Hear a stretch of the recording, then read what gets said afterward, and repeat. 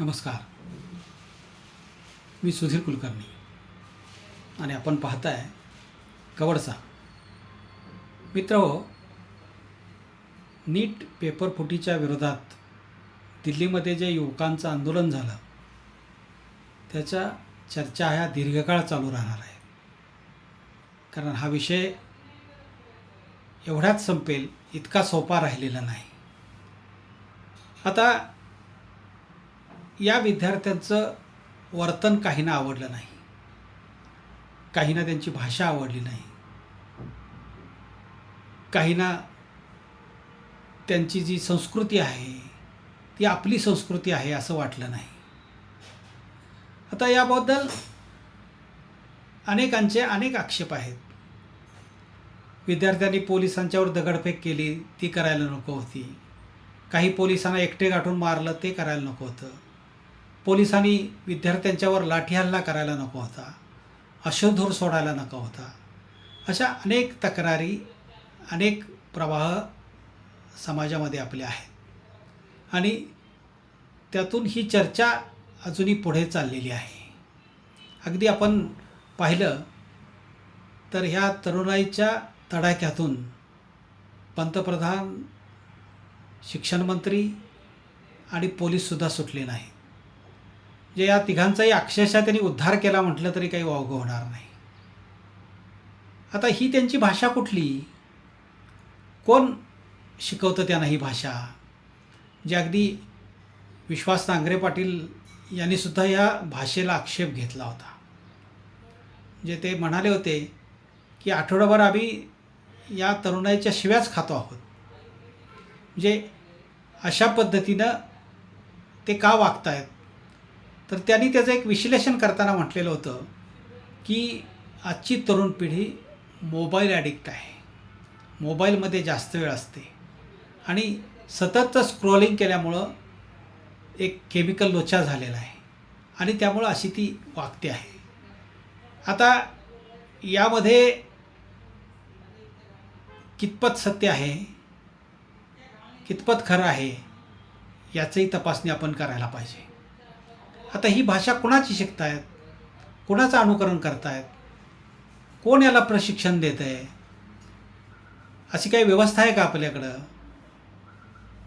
मी एक मानसशास्त्रज्ञाचं एका वाक्य वाचलेलं होतं. त्यानं म्हटलेलं होतं की तुम्ही मला कुठल्याही देशाच्या शाळा महाविद्यालय दाखवा, मी तुम्हाला तिथली सामाजिक परिस्थिती काय आहे ते दाखवतो. म्हणजे समाजाचं प्रतिबिंब हे आजच्या शाळा महाविद्यालयात पडलेलं आहे. समाज कसा आहे, समाज कसा वागतोय, लोक कसे वागत आहेत, राजकारणी कसे वागत आहेत, तसंच ह्या शाळा महाविद्यालयात जी मुलं आहेत ती मुलंही वागायचा प्रयत्न करत आहेत. त्यामुळं आज आपण बघतो की राजकारण्यांची भाषा काय आहे, कुठल्या भाषेत ही मंडळी बोलतात. अगदी जाहीर माध्यमांसमोर बोलतात, विधिमंडळात बोलतात, संसदेत बोलतात. किती सभ्य भाषा असते त्यांची. याला काही सभ्य भाषा म्हणायची का, याला भारतीय संस्कृती म्हणायची? एका चढीत एक अगदी म्हणजे कोणीही त्यातून सुटलेलं नाही.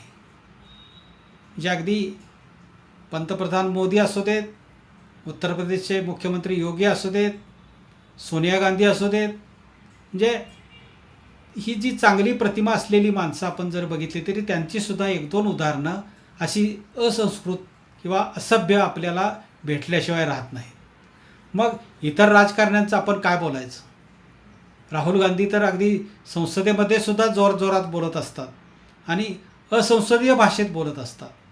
त्यांना अनेक वेळा समज द्यावी लागते की तुम्ही विरोधी पक्षनेते आहात, तुमची अशी भाषा नको आहे.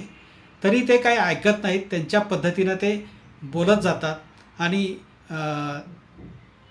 ते संवाद त्यांचा तो तसाच चालू असतो, रेटत असतात, ती भाषा रेटत असतात. आता यातून तरुणाईनं काय शिकायचं? किंवा अगदी ठाकरेंची भाषा काय आहे, अगदी संजय राऊतांची भाषा काय आहे, अगदी तेच राहू द्यात, त्यांचाच का अपवाद करायचा. अगदी गल्लीबोळात जे राजकारणी आहेत त्यांचीसुद्धा भाषा ही अशाच पद्धतीनं उर्मट आहे, उद्धट आहे, असंस्कृत आहे आणि त्याचं कोणालाही काहीच वाटत नाही. अगदी नांगरे पाटील विद्यार्थ्यांच्याबद्दल बोलले. पोलीस ठाण्याची भाषा काय हो? पोलीस ठाण्यात कुठल्या भाषेत बोललं जातं? अगदी मी म्हणतो अट्टल गुन्हेगाराशी तुम्ही बोलू द्या, त्याने ते क्षम्य करूया आपण. पण एखादा सज्जन माणूस गेला तरी त्याला कुठल्या भाषेत उत्तरं दिली जातात? कुणी पाहिले? नांगरे पाटलांनी हे अनुभवलं आहे का कधी? किंवा अगदी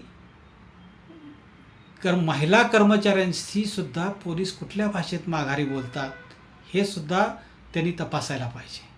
बघा जरा एकदा काय भाषेत बोलतात.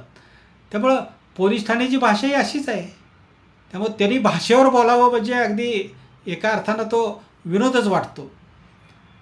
शिवी हा सहज होणारा प्रतिक्रिया आहे, सहज होणारी प्रतिक्रिया आहे. म्हणजे सर्वांचं राग व्यक्त करायचं पहिलं माध्यम काय आहे तर शिवी असते. चटकन शिवी येते.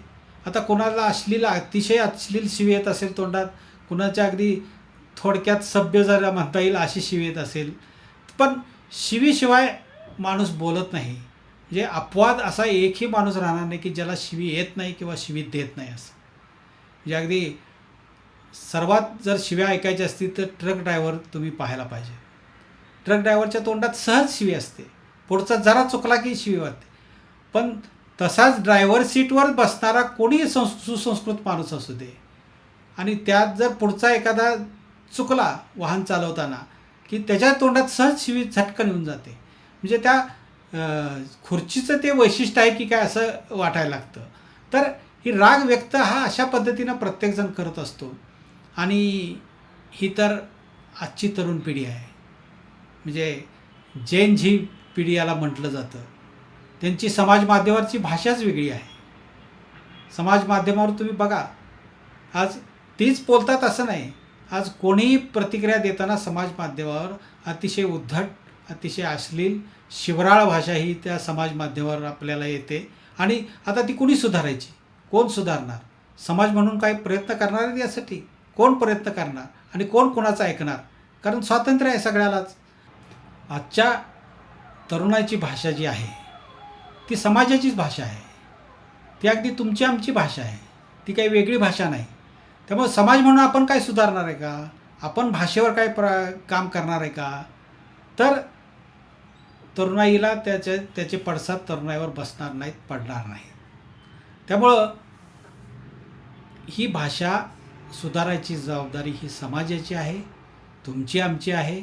ही तरुणाई तर आपल्यापेक्षा काकांवर पुढं आहे. त्यामुळं आपल्या पुढची भाषा ते वापरत आहेत. दिल्लीतली भाषा ही तशीच होती. त्यामुळं ती जर सुधारायची असेल तर तुम्ही आम्ही पहिलं सुधारलं पाहिजे, तेव्हा तरुणाई काहीतरी त्यातून बोध घेईल. धन्यवाद मित्रहो. हा माझा व्हिडिओ जर आपल्याला आवडला असेल तर लाईक करा, मित्रपरिवाराला पाठवा आणि माझ्या कवडसाई या यूट्यूब चॅनलला सबस्क्राईब करा. धन्यवाद.